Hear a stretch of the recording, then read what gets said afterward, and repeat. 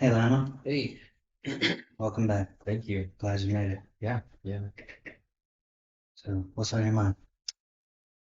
Um, we're just coming out of the Thanksgiving holiday and just kind of thinking through family dynamics and just how things went. So we went over to my folks to visit for the holiday, and um, since I've been married almost 7 years, and since we got married, we kind of agreed, or we just kind of made the decision to spend Thanksgiving with my folks, Christmas with my in-laws, um, and that's just kind of how we've kept it. Um, That's nice. it'd be nice if it was nice, but it's not.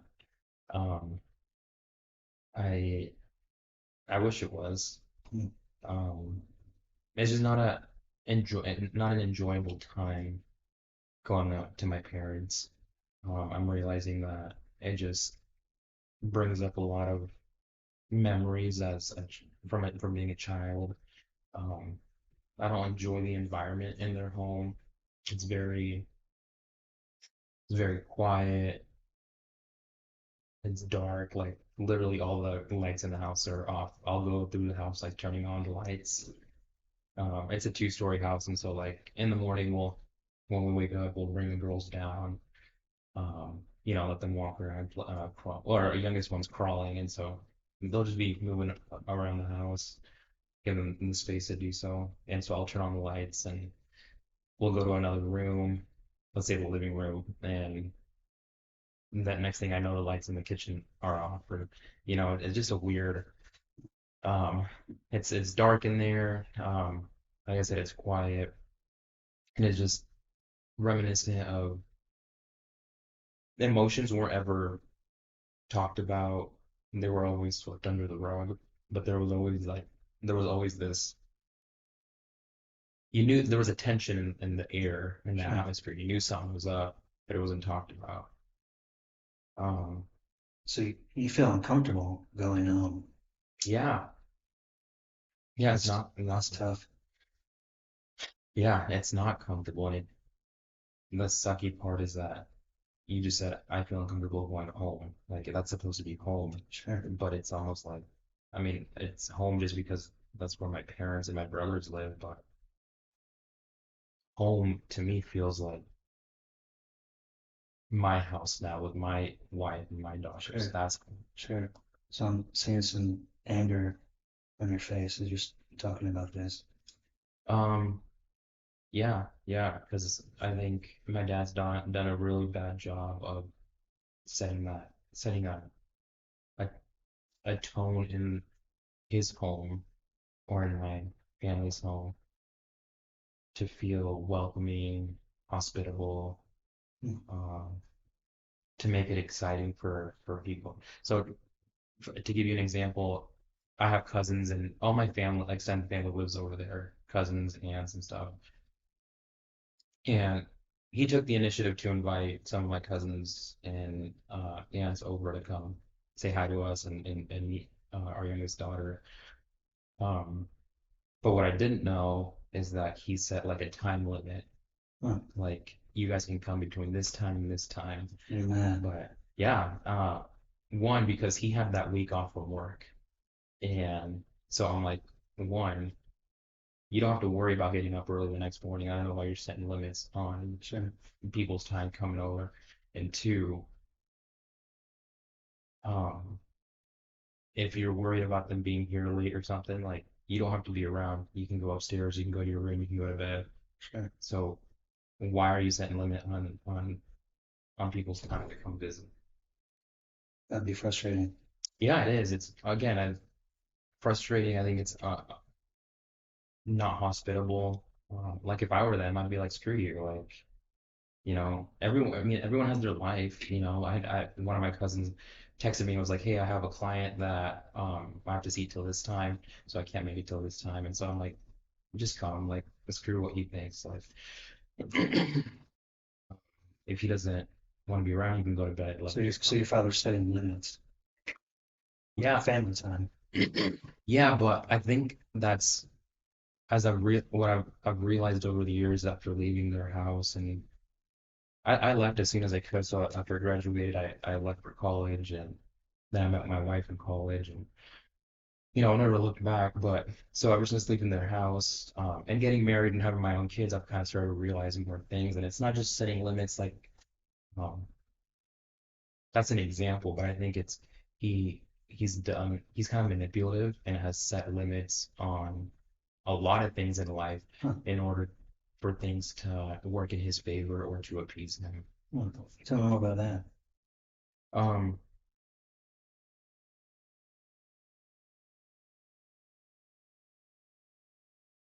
I I would say that my home was a pretty traditional kind of Hispanic home as far as my dad, um, whatever he said is what goes. Um, Maybe saying that he ruled with an iron fist is a little bit too strong, but leaning in that direction. I hear you. Where my mom was the opposite, and she kind of just submitted to whatever his ruling was. Um, Sounds like that could be stifling for a child. yeah, I mean, pair that with then no um, warmth or emotion. Um, It's tough. yeah, I was having a conversation with my wife about making this, as kids grow up, I think especially when they're adolescents and stuff, they really want to feel like they have autonomy, Sure. and they want to make their own decisions and stuff. And um, but I believe as parents, we still have to set limits for them in order, to keep them safe. And so we were having a conversation of that's obviously years down the road, but how that might look. And we were just both reminiscing on our upbringings and how there was never any conversations about it. It was no, and that's it. So when there's some fear come up when you're setting limits for your children, you're afraid of repeating your father's patterns. Partly, yeah, like I don't want to be so rigid. I want to allow them, I want to have a conversation with them and So, allow them to feel like they have input or they can at least communicate, they can come to me and talk to me about what it is that they want, and we can have an open dialogue. sure. At the end of the day, I think my wife and I will still make what we think is the best decision to protect our kids, but we will talk that through with them. You value that communication. Yeah, yeah. And that was never, yeah, it wasn't provided to me. And it was no, without any conversation, that communication, or without any exploration, wanting to find out who I was or why I wanted whatever, why I wanted to do this thing or why I thought this way or why I have this opinion. I feel like, You're angry. yeah, because as I see my daughters, I mean, they're little, but it's crazy to me how um, I can already start to see their little personalities, and uh, I'm starting to see glimpses of how they're wired and what excites them and what they like. Like my oldest daughter, you can already tell she's a total people person. She loves being around them, extrovert. She gets like she's only 2, but so right now it seems like she gets overstimulated when she's around people, but she's so excited. And I hear a lot of pride. yeah, yeah, because I can't wait to continue to explore that and like help them discover who they are. So I wonder if you felt stifled as a child and were unable to express yourself like you're seeing your daughter. Yeah. Yeah, because it was my parents never explored who I was, never got try to get to know me. Therefore, I never really kind of explored who I was. So it's only up until, the last handful of years really put in the work to get to know myself, Sure. um, that I've become more confident in myself. I was a very insecure person, um, not sure of who I was. I think the insecurity came in big part because I wasn't sure who I was. Sure. Um, and I wish that they would have loved me enough to get to know me, to explore who I was as their son. Tell me more about that. What would loving you enough look like? Um, I mean, my perspective right now would be just kind of what I said of having taken the initiative and the time to explore who I Sure. was. Because like what I was saying with my own daughters right now, it's like I I can't wait to continue to explore who they are, and as they get older and we discover more of their interests, I remember having interest and communicating. Like I just thought about this morning actually, but there was a like kind of like a karate club, ATA, that was in my, it was martial art. I think that did several different martial arts, but that I wanted to participate in. I wanted Yeah. to try it out. Um, I loved basketball, and I wanted to go on this travel team with my that was a little bit more competitive with my friends. Um, I wanted to learn how to play the drums. Like there were these things that seemed interesting to me, and maybe I would have picked them up and dropped them, but I never had the opportunity to explore them because it was not. So you feel like you weren't allowed to be a child? In a sense, yeah, I wasn't allowed to explore those interests that perhaps would have given me more insight into like who I was, or would have sent me in a different direction. Um, and so to tie that back with my daughters, it's like I don't want to make that mistake that might, and I don't even think I don't even feel like they have the awareness that it was a mistake or that they did that. Um, and so that makes me upset, Sure. that lack of awareness. You're mad. Mm. Yeah, yeah.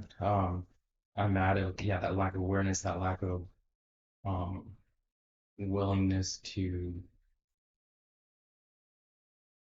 like self-discover, to for them to like kind of look at themselves in the mirror and even question why. Like I feel like we have a weird relationship when we go. Hmm. I'm like, one, do you not feel that? Like, are you truly that oblivious, or do you truly lack that much awareness? So that's possible, but if it's not, if they can sense some sort of tension or oddness, I'm like, why aren't you willing to go there? Oh,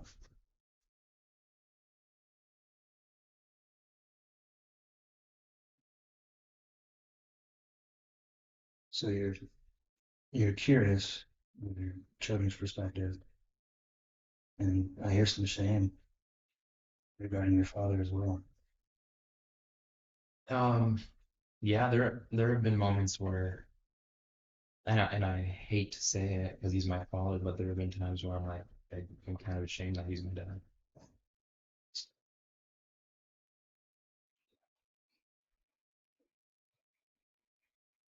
Hmm. So that fuel, I think the positive of that is that it fuels me to be the opposite. It fuels me Sure.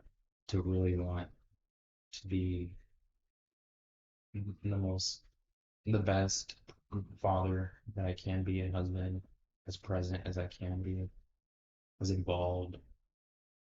Um, Yeah. You care about your family. You're invested. yeah, Yeah. I just sometimes I wonder why wasn't I enough to motivate my dad to, So, yeah, why wasn't that little boy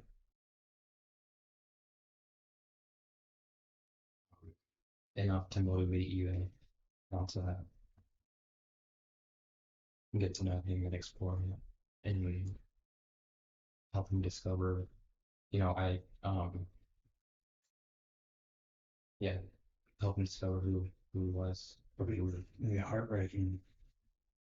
Yeah, yeah, because at a young age I started to rebel from them, and I kind of went my own direction.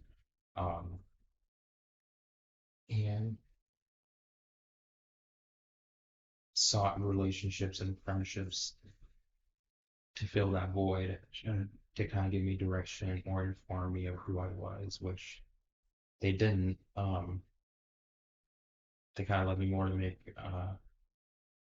not the best decisions, but that's where at the time I that's all I knew to do. Mm. Similar. Um, I mean, I've always been pretty independent and um, kind of like a go-getter. And if something, I'm not okay with just being stagnant or being discontent. If there's something that I don't like, whether it be like my relationship with my parents or a job or something, it's like I'm not okay with staying in this current situation. I'm going to do something about it. And so I wasn't okay with just staying in that environment. Like as soon as I got my license, it was like I got myself a job. I'm never going to be home. I'm either working or I'm at my friend's houses, where I feel like I belong. So you just avoided the situation. Oh yeah, yeah. Avoidance for sure. Avoidance was a big thing. Sure, I can see that. I avoided, yeah, home. I did not care to be there. Sounds lonely. I think at the time it didn't feel like it because I sought relationships that kind of filled that void. Um,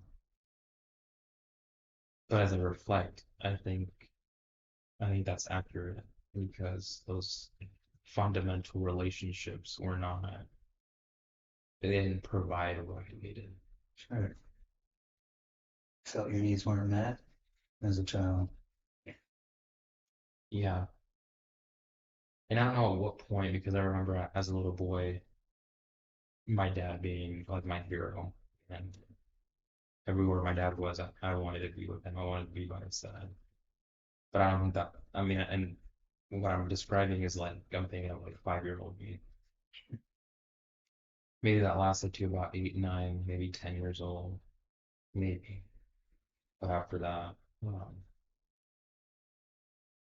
yeah, that wasn't the case. Tell me more about that.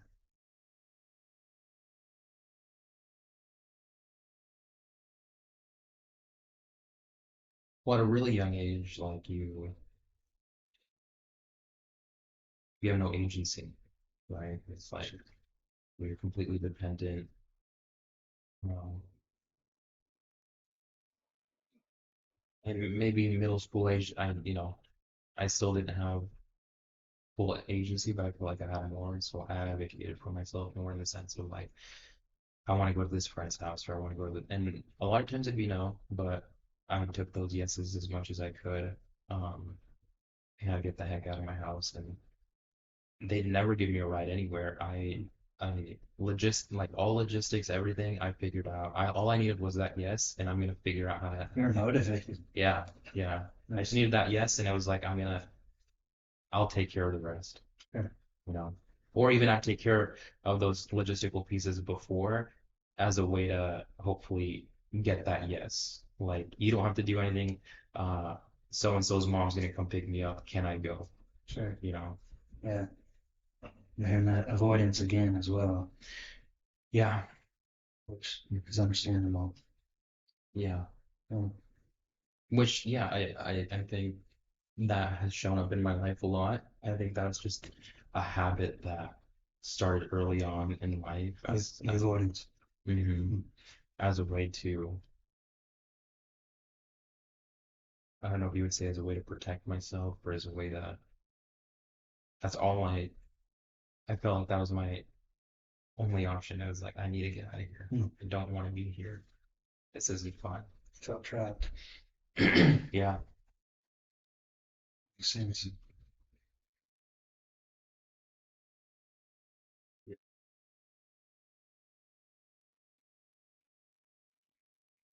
So I started by telling you about this Thanksgiving. And being there brought up a lot of these sentiments from my early childhood. And now as so. Even as you're saying that, I saw your face kind of drop. I saw some sadness creeping in. yeah, because I'm like, why has nothing changed? Like Sure. why are things the same? Right. And also sad because now that I have my girls, I don't want that to be their experience. Sure. And so I feel like I have to protect them from that. That makes sense. So, it's this battle inside of me where I don't want to dishonor my parents because they're my parents and I want to honor them. But how does that look together with I need to protect my girls and I don't want them in that anymore? You're conflicted. Yeah. I, I've come to a conclusion, which is we're not going back for um Thanksgiving for a holiday. We'll go back at a different time of the year where maybe there's not as many expectations for what the holidays might look like. Mm. Um, but we've kind of made this decision that like, we've tried to make this work for several years now, and I gotta do what's best for my family. Sure. Want to protect them. Hmm. I want them to have a fun um holiday experience, you know? I'm gonna have the childhood you did. Yeah, yeah. That makes sense. Because even what I was describing earlier as far as the environment, it doesn't look a whole lot different for Thanksgiving. Maybe there's a few more lights on in the house. But conversation's dead at the dinner table. Like we Um, said. it, yeah, awkward. Yeah. And especially, it was embarrassing when I first got married and I brought my wife into that. And I'm like, I'm embarrassed that you're having to see this, that you're having to live this. So I'm hearing some shame in that as well. Yeah, yeah.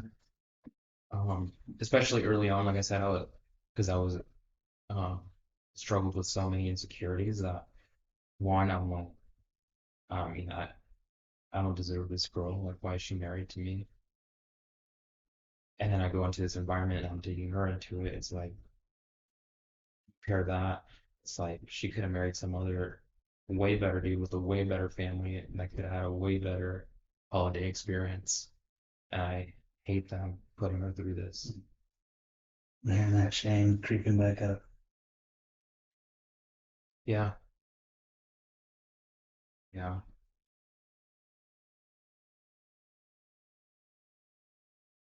I even I even saw a smile as you said that, which was kind of conflicting with the embarrassment and the shame.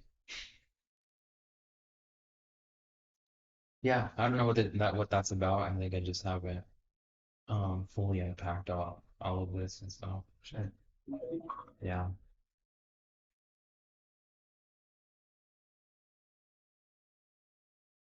Well, first and foremost, I'm hearing a lot of love, a lot of pride in your family and your daughters, which is commendable.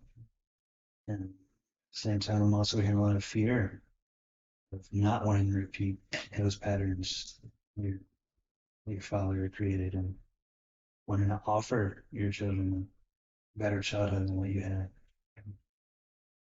Yeah, there are some doubts and possibly some shame associated with all that as well.